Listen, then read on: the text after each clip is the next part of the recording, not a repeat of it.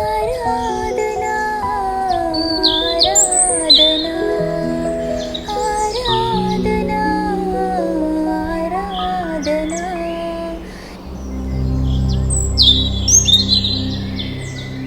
తండ్రి, కుమార, పరిశుద్ధాత్మ త్రియక దేవుని నామంలో మిమ్మల్ని అందరినీ కూడా ఈ మండల కాల ధ్యానాంశంలోనికి ప్రభు పేరిట స్వాగతం తెలియజేస్తుంటున్నాను. 1912వ సంవత్సర కాలంలో టైటానిక్ ఓ మహా ఓడ తన సముద్ర తీరమున ప్రయాణమై వెళ్తుండగా ఆ ప్రయాణము మార్గము మధ్యలో 6 సార్లు ప్రమాదకరమైన హెచ్చరికలు కలిగి ఉన్నది అంటూ ఆ వైర్లెస్ ఆపరేషన్లో వారికి సిగ్నల్స్ అందజేయబడినప్పటికీ వారు దానిని నిర్లక్ష్యం చేసి వారు ముందుకు వెళ్ళిన వారిగా ఉన్నారు. ఆ ఓడ పూర్తిగా అత్యంత వేగవంతముగా ముందుకు దూసుకొని పోతుండగా రాత్రి 11:40 చివరన ఒక పెద్ద మంచు కొండను ఢీకొట్టక మునుపు దాని ఈ బలిష్టమైన హెచ్చరిక వారికి వచ్చిన వారు ఆ ఒక ఓడ యొక్క వేగమును తగ్గించలేని స్థితిలో ఉన్నప్పుడు అప్పటికే అది ఆలస్యమైంది. దాదాపు 1500 ప్రాణములు ఆ నీటన మునిగిపోయి శవాలుగా నీటిలో తేలిన వారిగా ఉన్నారు. హెచ్చరిక లేదని కాదు, కానీ దానిని నిర్లక్ష్యము చేసినందుకు తగిన కాలంలో దానిని ఆలోచించడానికి చేసే ప్రయత్నము కూడా విఫలమైనట్లుగా చూస్తుంటున్నాం. యేసుక్రీస్తు ప్రభుల వారు కూడా పరిశుద్ధ గ్రంథంలో తన పరిచర్య కాలంలో అనేకమైన హెచ్చరికలు తన మాట రూపంలో, ఉపమాన రూపంలో అక్కడుంటున్న ప్రజలకును ఆ హెచ్చరికలు కూడా నేటికి మనకు కూడా అందించబడినట్లుగా చూస్తుంటున్నాం. మత్తయి సువార్త 21వ అధ్యాయం నుండి 25వ వచనంలో దాదాపు పలుమార్లు ఉపమాన రీతిగా యేసుక్రీస్తు ప్రభుల వారు ఈ హెచ్చరికలు ప్రకటన చేసిన వారిగా ఉంటున్నాడు. 10 మంది కన్యకలు, మత్తయి సువార్త 25వ అధ్యాయము 13వ వచనం. అందరూ నిద్రపోతుంటున్నారు. కేవలము బుద్ధి లేని వారు మాత్రమే కాదు, ఇక్కడ విచారించవలసిన విషయము ఏంటంటే నిద్రపోవడము కాదు. అర్ధరాత్రి వేళ ఒక కేక పిలుపును విన్నప్పుడు వారిలో 5 మాత్రమే సిద్ధపడిన వారిగా, ఇంకా 5 సిద్ధపడలేకపోయిన వారిగా ఉన్నట్లుగా చూస్తుంటున్నాం. మెలకువగా ఉండటం అంటే ఏదో ఆందోళన చెందడము కాదు, సమయమును గమనిస్తూ లెక్క పెట్టడము కూడా కాదు. అది ఆత్మీయమైన సిద్ధపాటుకు సంబంధించినది. మీ యొక్క దీపాలను సిద్ధము చేసుకొని నూనెతో నింపుకొని ఇప్పుడే మీ జీవితాన్ని దేవుని రాజ్యానికి అనుగుణంగా మలుచుకొనే పిలుపై ఉంటున్నది. పైకి భక్తిగా ఉన్నట్లుగా కనిపిస్తూ హృదయంలో నిజమైన మార్పు లేని నాయకులుగా, విశ్వాసులుగా ఉంటున్న ప్రజలను బట్టి యేసుక్రీస్తు ప్రభుల వారు బహుగా కోపించి గద్దించిన వారిగా ఉంటున్నారు. వారి పెదవులతో దేవుని గణపరిచిన వారిగా ఉంటూ కాని వారి హృదయంలో అంతరంగములో గమనిస్తే కఠినమును, క్రూరము కలిగిన ఆలోచనతోని నిండినట్లుగా చూస్తుంటున్నాం. మనము ఆత్మీయమైన నిద్ర మత్తులో ఉన్న కాలములో జీవిస్తుంటున్నాం. మన పరిచర్య పనులలో, మతమైన ఆచారాలలో, క్రైస్తవ భాషలో చెప్పాలంటే బిజీగా ఉండవచ్చు, కానీ నిజానికి మెలకువగా ఉన్నామా అనేదే ప్రశ్న. బుద్ధిగల వారి వలె జీవిస్తుంటున్నామా, లేదా బుద్ధి లేని వారి వలె సమయమును దుర్వినియోగము చేసుకొని దేవుని యొక్క పిలుపును వినలేని వారిగా, సిద్ధపాటు లేని వారిగా ఉంటున్నామా? ఒకవేళ అర్ధరాత్రిన ఈరోజు ఈ మండలి కాలంలో దేవుడే ఆయన స్వయంగా నిన్ను నన్ను పిలిచినట్లయితే మనము నిద్రపోయే వారిగా ఉన్నామా, లేక మెలకుగా ఆయన కొరకు కనిపెట్టుకున్న వారిగా ఉంటున్నామా? 2వ విషయము గమనిస్తే, మంచి నమ్మకమైన దాస్తుడా. తలాంతులు ఉపమానం నిజంగా మనని కలత చెందే విధంగా చేస్తుంటున్నది. తన తలాంతును భూమిలో దాచిపెట్టుకొని ఆయన తిరిగి యజమానుని దగ్గరికి వెళ్ళి, ఇదిగో నీవిచ్చినది నేను దాచిపెట్టి ఉన్నాను, ఇదిగో తీసుకో అంటూ తిరిగి తనకు అందించినట్లుగా చూస్తుంటున్నాం.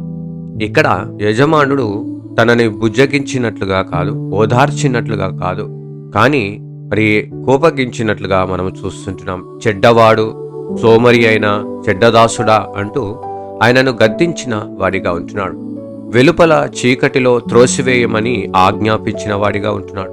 ఇక్కడ మనము గమనించినట్లయితే యేసుక్రీస్తు ప్రభులవారు శాంతమూర్తి అయిన ప్రేమమయుడైన యేసుక్రీస్తు మాత్రము మనకు కనిపించడు. కానీ ఇక్కడ గర్జించు సింహము వలె తిరిగి రానున్న క్రీస్తు ఆయన మనకు అందించిన ప్రతి ఒక్క కార్యములకు ప్రతిఫలమును ఆశించినట్లుగా జ్ఞాపకం చేస్తుంటున్నాడు.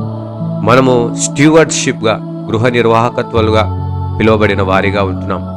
ఇది మన బాధ్యత అయి ఉంటున్నది. మనకు అనేకమైన కృపావరములను, ప్రతి వనరులను దేవుడు ఆయన యొక్క శ్వాసను మనలో అనుగ్రహించుంటున్నాడు. ఇవన్నీ కూడా పరలోకమందున్న దేవుడు మనలో పెట్టుబడిగా ఇచ్చింటున్నాడు. దేవుడు మనకు తలాంతులను అలంకరణ కోసం ఇవ్వలేదు ప్రియులరా. వాటిని బాధ్యతయుక్తముగా ఉపయోగించి అభివృద్ధి చేయడము కోసము దేవుడు మనకు అనుగ్రహించుంటున్నాడు. దేవుడు నీకు ఇచ్చిన వాటిలో నీవు ఏమి చేయిస్తున్నావు? నీ సమయము, నీ యొక్క తలాంతు, నీకు లభించిన అవకాశాలను, నీ సహవాసము, నీ సంఘము, నీ కుటుంబము, నీ బంధువులు, బాంధవ్యములను, నీ సాక్ష్యములను ఎలాంటి రిస్క్ లేకుండా సురక్షితంగా ఉందాం అనుకునే విశ్వాసము దేవుడు మనకి ఇయ్యలేదు. కల్వరి శిలువ పైన తన సమస్తాన్ని పనంగా పెట్టి దేవుడు అవమానించబడ్డప్పటికీ కూడా దాన్ని నిర్లక్ష్యము చేసి మన రక్షణ నిమిత్తము తన్ను తాను రిక్తునుగా చేసుకున్న దేవుడై ఉంటున్నాడు. దేవుని రాజ్యము ధైర్యంతో కూడిన విధేయత ద్వారానే ముందుకు సాగుతుంది తప్ప అది జాగ్రత్తగా వేసే లెక్కల వల్ల కాదు. ఒకనాడు మనమందరము కూడా ఆయన ముందు నిలబడినప్పుడు ఆయన పెట్టిన పెట్టుబడిని, ఆయన అందించిన కృపా వరములను, దానికి ప్రతిఫలమును అడిగినప్పుడు మన దగ్గర ఆ జవాబు ఉన్నదా? మూడోదిగా మనం గమనించినట్లయితే, ఈ అల్పులైన వారిలో చేసినట్లయితే నాకు చేసినట్లే అంటూ యేసుక్రీస్తు ప్రభుల వారు మత్తయి సువార్త 20:40 అంటారు. తీర్పు దినమున ఒక రేఖ గీయబడుతుంది.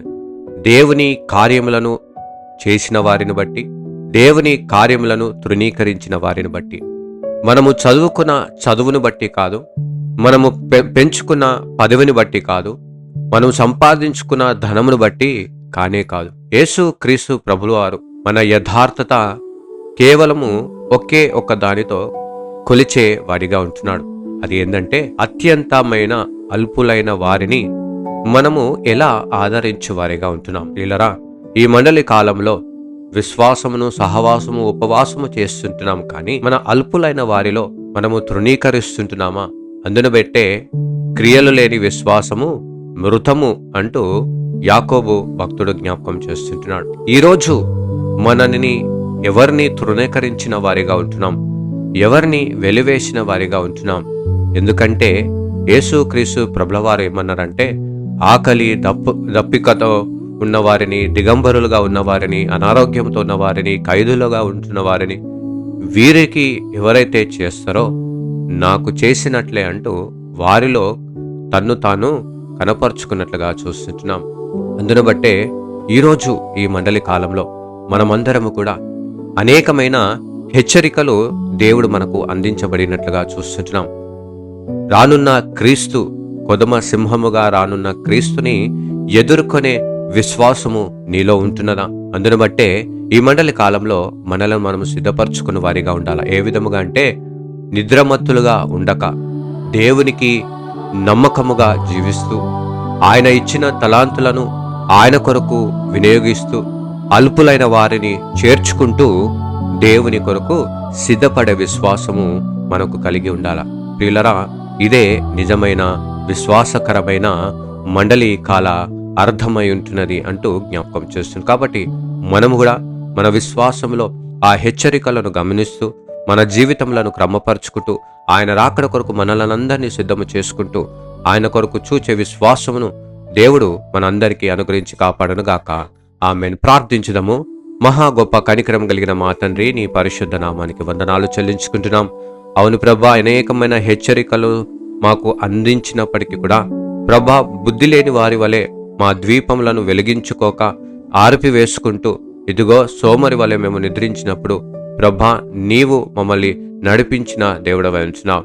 నీ స్వరము విన్నప్పుడు ఇదిగో ప్రభా నేను సిద్ధముగా ఉన్నాను, నీ దాసుడను నీ దాసురాలు నేను సిద్ధముగా ఉన్నాను అంటూ ఇదిగో మమ్మల్ని మేము సిద్ధపరచుకునే విశ్వాసం ఒక దయచమని ప్రార్థిస్తుంటున్నాం. అదేవిధంగా ప్రభా మా తండ్రి నీవిచ్చిన తలాంతులను, మీ ఇచ్చిన సమయమును, మీ ఇచ్చిన కుటుంబము, నీ ఇచ్చిన సహవాసమును, నీ ఇచ్చిన ఈ శ్వాసను బట్టి నీకు వందనాలు చెల్లిస్తూ వీటినన్నిటినీ ప్రభా నీకు యోగ్యకరముగా దేవా మేము ప్రకటించుటకును మీ విశ్వాసము మా జీవితంలో కనుగరించమని ప్రార్థిస్తూ, అదేవిధముగా మా దేవా ఎవరైతే అలుపులై ఉంటున్నారో వారిని చేర్చుకొని మనస్సును మా జీవితంలో దయచేయమని ప్రార్థిస్తుంటున్నాం. వాటిలో నిన్ను చూస్తూ నిన్ను గణపరిచే విశ్వాస యాత్రను మేము కొనసాగిస్తూ ప్రభా నీ రాకడ సమయంలో మేమందరము కూడా మేము సిద్ధపాటు చేసుకొని నీ దృష్టికి అంగీకార యోగ్యంగా ఉన్న కృప జీవితమును మా అందరికీ దయచేయమని యేసు నామములో అడివేడుకొనిచున్నాం తండ్రి. ఆమేన్. God bless you all and have a blessed day.